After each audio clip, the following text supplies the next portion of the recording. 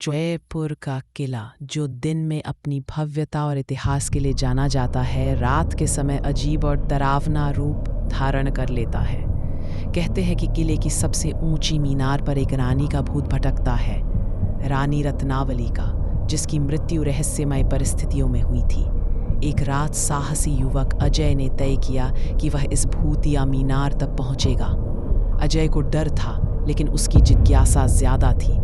जैसे ही उसने किले का मुख्य द्वार खोला, ठंडी हवा उसके चेहरे पर टकराई और कहीं से हल्की सिसकियां सुनाई दी। अजय ने अपनी टॉर्च जलाई और मीनार की सीढ़ियां चढ़ना शुरू किया। हर कदम के साथ उसकी धड़कन तेज होती गई। अचानक पीछे किसी ने उसका नाम पुकारा, अजय।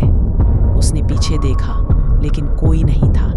सीढ़ियां लंबी और खौफनाक लग रही थी और अंधेरा उसे निगलने की कोशिश कर रहा था। जैसे ही अजय मीनार के ऊपरी हिस्से पर पहुंचा, उसने देखा लाल साड़ी में एक महिला खड़ी थी।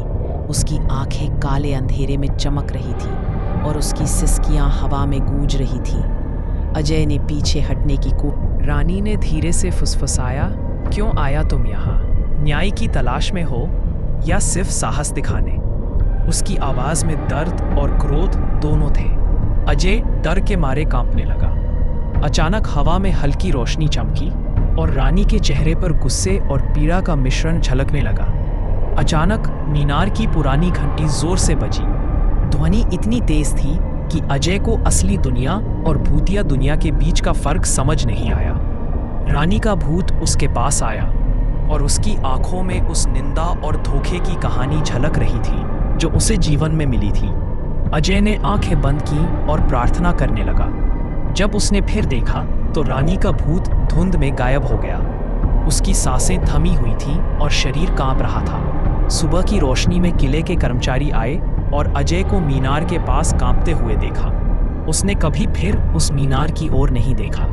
कहते हैं रानी का भूत आज भी मीनार पर भटकता है। जो भी रात में वहां जाता है, उसे ठंडी हवा, सिसकियों और लाल साड़ी वाली महिला की झलक बस डराने के लिए ही काफी है। जयपुर का किला अब सिर्फ इतिहास का प्रतीक नहीं, बल्कि डर, रहस्य और भूतिया रोमांच का घर बन चुका है।